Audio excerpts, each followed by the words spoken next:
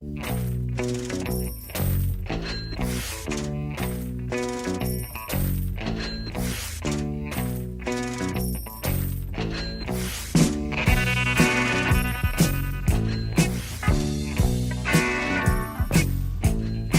BrewTubers, happy Homebrew Wednesday. Filming this on a Monday night. I'll tell you why in a few minutes.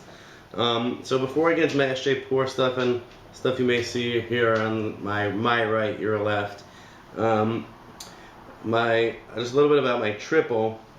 So this past Saturday I was at a friend's house for lunch. We made beer braised beef roast with Ommegang Abbey Ale. It came out really good. So I'll try to write the recipe on my blog, as part of this post, and so you'll just see what we used. So while there, for dessert we broke out some really nice home brews and other craft beers. And one of those home brews was my triple, and the beer was pouring like it was over carbed. And then it settled down. It was still really tasty. Not like my Saison from last summer, which, the first few bottles were great, and then once it fermented more in the bottle, it just didn't really taste that great. And then today at work, my coworker Wayne said, who has never tried homebrew, yet alone craft beer, said that his bottle is also really carbonated, and once it, the foam died down enough for him to even taste it, it was too warm for his taste. But he's used to drinking Corona, so I don't blame him. So I said, next time I brew something, that doesn't end up over carbing, I'll bring you one. It might not be for a while, but whatever. So I felt bad. But then when I got home from work today, I checked the box of one of the 2 boxes I had with bottles of triple, and just to see if there was any bottle bombs or whatever, and there was one, which I never heard, but you see here the blown out bottom of the bottle. There wasn't really a mess, because I guess it happened at some point when I wasn't home, within the past few weeks, and all the beer got soaked into the box and just dried. So that was that. But then with this bottle that I just poured a few minutes ago, before I started getting everything set up for shooting this video, I poured it slowly into my Chimay glass like I did when I first tasted this beer on camera, and while it did pour a nice head, and it is sticking, the head that it did have is sticking around, after dying down a little bit, it wasn't a pain in the ass to pour. So I put a good amount in my main fridge, and then I'll probably put some in my fermentation chamber until the next time I brew, just so it stops carbing. With the black IPA, for the SJ Porr beer, I may have overcarbed it, because it didn't attenuate down all the way, because I have to calibrate my thermometer for both 32 degrees Fahrenheit and boiling in order to get the most accurate number for mashing and everything else. That's one of the tips that John Palmer gave me when I met him. So because of that, I wanted to make sure, one thing that I did do, I did add too much priming sugar, but for the fact that it didn't attenuate down all the way, I took my bottling wand before I attached it to the hosing and then into the bottling bucket and lightly mixed the priming sugar into the pretty much 5 gallons that I bottled. So even if it might be a little overcarbed, the priming sugar will be evenly distributed, or somewhat evenly distributed enough that I shouldn't have any bottle bombs, because one bottle might not have an exorbitantly larger amount of priming sugar than the other ones. So yeah. So before we get into the SJ Porr beer, one more thing is that one thing that I did get is, you may remember from the John Palmer interview, he talked about these water testing kits that he developed with the Lamotte company. So I contacted the company and asked them, I want to try to test my New York City water. Can you send me one of your kits to do a product review, and before the next time I brew, I'll test my water, and then I'll go to the, my homebrew shop, pick up the ingredients, maybe add some nice salts to get, to style or whatever I want to brew. in terms of mash pH and flavor profile. So I did get this nice kit, a nice carrying case from Lamotte company. So thanks to them for sending this to me. You know, and when I do a product review, I'll show you what's in the kit, but I'll post a link below to their website and to a few online sites where you could buy these kits.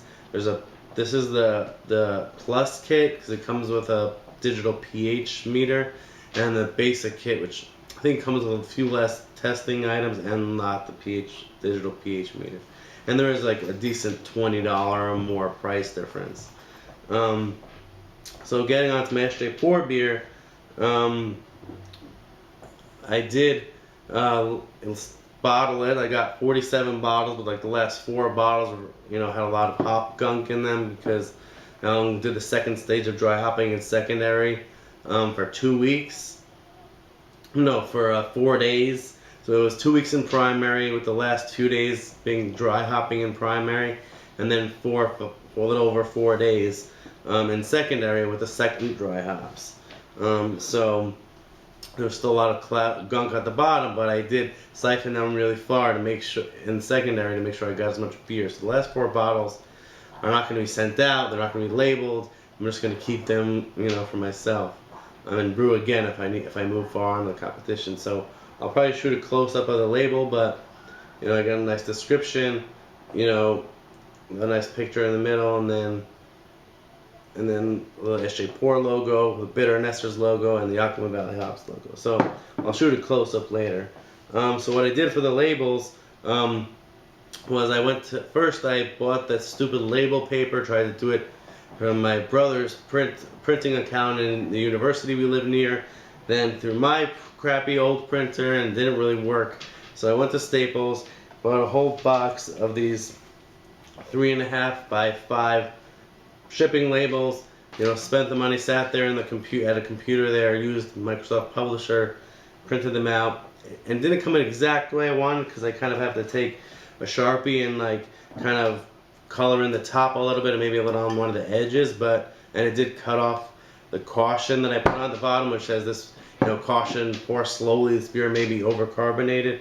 But overall, I'm happy with the experience, and I bought a whole box of labels, of 400 labels, so I have like 350 or more, you know, labels for upcoming beer. So really, it was a win-win. You know, I got to print it with not my ink and with a good printer, and have extra labels. So that's that. But you know, again, I'll shoot a close up when I'm done with this video. But yeah, I haven't taken a sip of this yet. Cheers.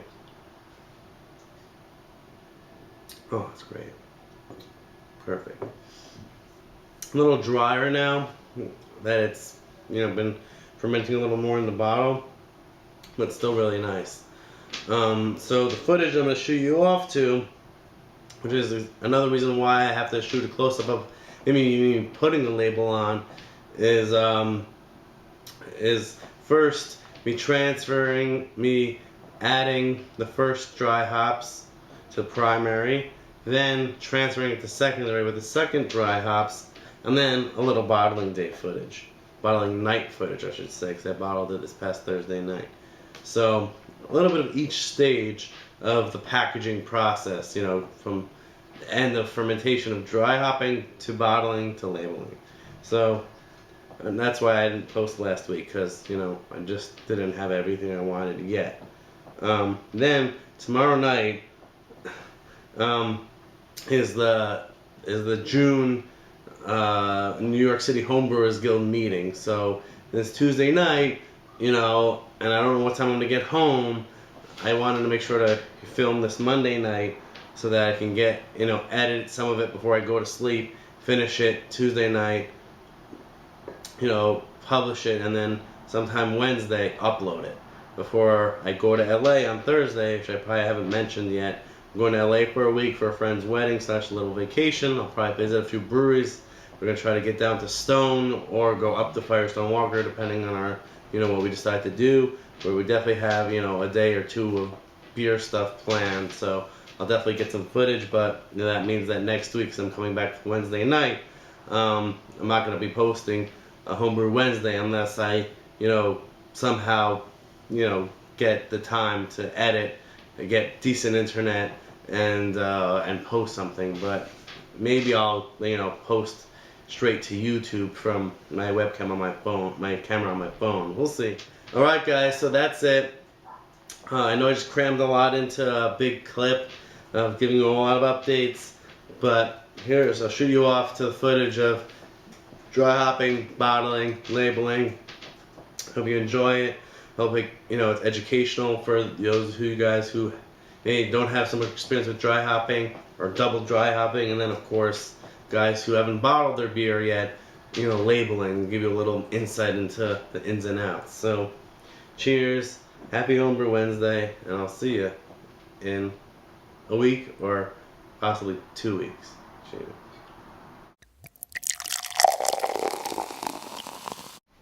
Hey BrewTubers, so it's time to dry hop, or do the first dry hopping, which is going to be the dry hopping and primer. I'm filming this on Thursday night, and these hops are going to be until Sunday night. So Thursday night to Friday night, Saturday night, Sunday night, 3 days.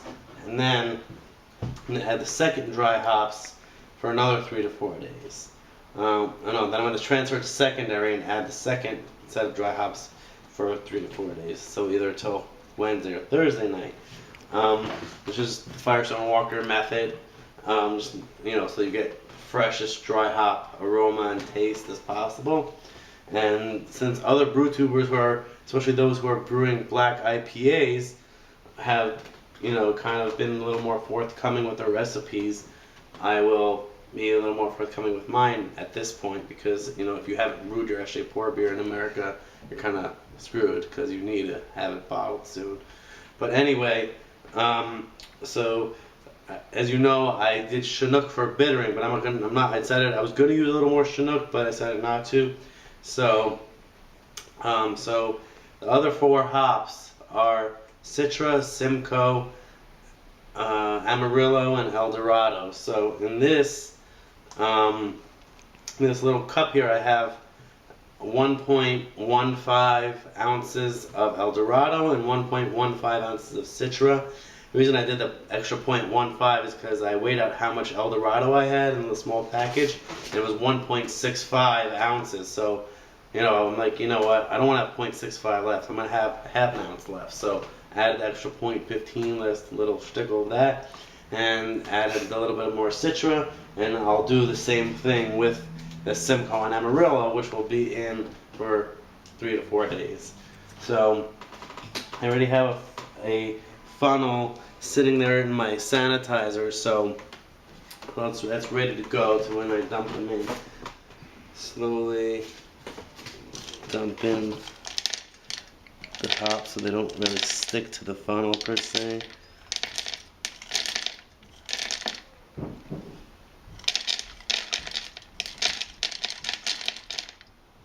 The first round of dry hops, as you see, are in the fermenter, and I'll be back next week when I'm transferring it to secondary and adding the Simcoe and Amarillo hops to the self-righteous Wookey. Alright? Cheers. Hey BrewTuber, so it's time for the second dry hopping, or second stage of dry hopping I should say. This one is just over an ounce of Simcoe at 13% alpha acids, and from Hop Union, or by way of bitter and esters, an ounce of Amarillo at 8.8 alpha acids. I have it all weighed out in this little plastic teacup, and again, like the first dry hop, I have my sanitized funnel on top of now my sanitized 5-gallon secondary, so I'm just going to pour this in.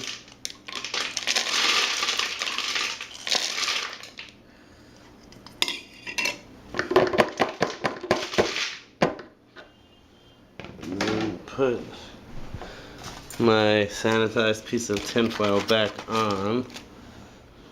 Alright guys, so as you see, some of the hops from the first dry hopping were still stuck at the top, but of course broken apart, not still in pellet form after a little 3 days and a few hours worth of dry hopping. So the beer, as you may see in this light, is like a nice dark brown. the lighting makes it look black, but it's really a dark brown. I was going for more of a black, but we'll see what the final color is, you know, once I pour it into a glass and it's nice and cleared out, you know, after secondary, or after bottling, because it might not be so clear after secondary with the second dry hopping, but yeah, so it's going to be on the second dry hops again, Amarillo and Simcoe, for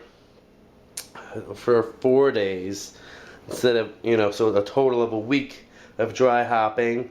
So 3 days with El Dorado and Citra, and 4 days with Simcoe and Amarillo. So in total I put 4.45 ounces of hops. I didn't obviously I had enough Simcoe to match the 1.15 of each of the first 2 hops that I did for the first 3 days. So I was able to do that, but with Amarillo, I didn't want to open another ounce pack just to get a little more. So the rule of thumb usually is about 4 ounces or 5 ounce, or either an ounce to each gallon, or, you know, 4 ounces in 5 gallons if you don't want to, you know, risk getting over dry hopped. So I did somewhere in the middle of that. Hey BrewTubers, Barry here. So I'm about to bottle my Self-Righteous Wookey Black IPA.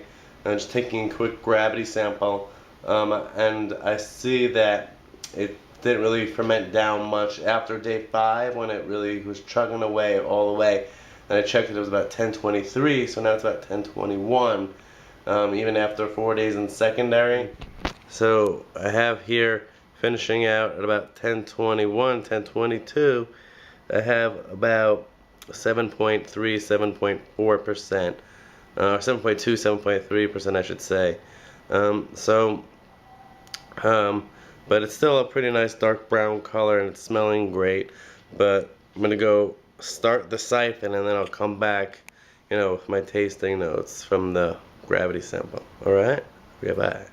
Alright guys, so I actually siphoned down really far on my secondary, as you may be able to see down there. So I have a full, I checked, I have a full 5 gallons of beer in here, so over time the stuff will settle, so I'm not going to be able to bottle a full 5 gallons, but I got a little worried that I haven't, you know, because I only calculated on my online on Northern Brewer I calculated priming sugar for 4.5 gallons. So I thought I'd lose a lot to the dry hops, but I guess I had more than 5 gallons in the secondary. So what I did was I took a half a cup of water, brought it to a boil, and just sprinkled in a little bit more priming sugar.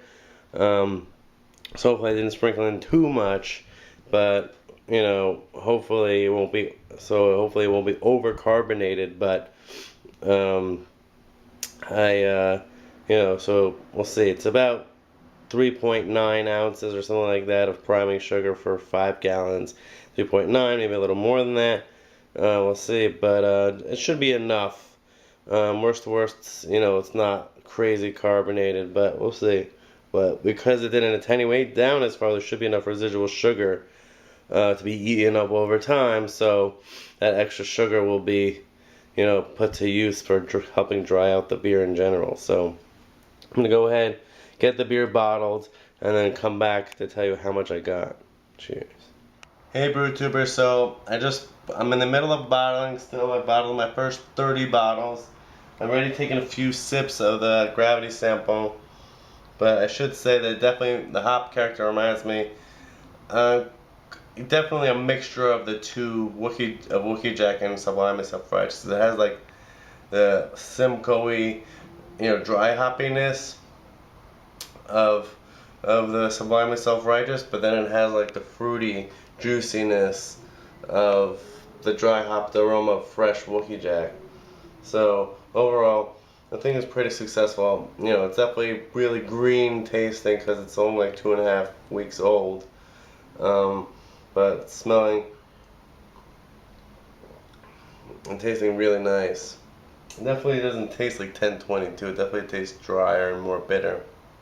So thinking that because my hydrometer is a little old and I think I probably need to replace it, It's probably a little lower than that. So it's about 7.4% that I'll probably put on the bottle.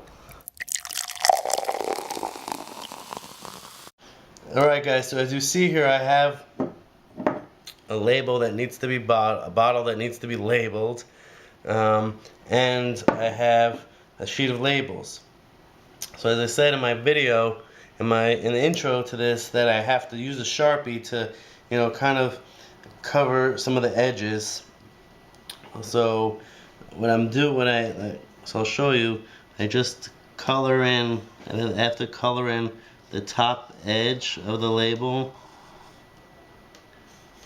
Just, you know, I'm lucky, you know, most of the label's black, so this isn't so hard to do. You just have to make sure that you get, you know, do some overkill covering to make sure that when you peel the label off the sheet, you know, that it's all covered. And then I also have to do this edge here, you know, not as much as the top, but enough to know that when I peel it off, there's not going to be any, you know, any major white showing from the edges on the edges of the label. So I'm going to peel it off, and I see that there's no white showing, which is a good sign. And then what I've been doing for the bottles, I'll just turn it like that for you so you can see it on the camera. I don't know if you can see that in the light, but there is a nice like line on the bottle from where it's, you know, the two halves of the bottle, I guess, were sealed when the bottle was made at wherever it was manufactured. So what you do is you take the label and you put it along that line as best to your ability. It doesn't have to be perfect, you know, this is homebrew after all. And then you pull it tight from the other end and just twist the label onto the bottle so that you don't create any air pockets. So, you know, that's what it basically looks like. Just to give you a close-up, I have my description, and then I have, you know, the name of the beer. So far, just Wookey Black Rye IPA with my SJ Porr competition number. And then over here I have, you know, brewed and bottled by the Holy Inn Brewing Company, and the SJ Porr competition, and the hop, Bitter and Esther's logo hop, and then Yakima Valley hops. But that's where I get all my hops from, / they're a sponsor. And then I did use my custom caps, so it's a full package from the Holy Inn Brewing Company, which you guys will be, hopefully some of you guys will be tasting along the way. So again, that's the labeling process, you know, labeling, packaging, dry hopping process. Cheers.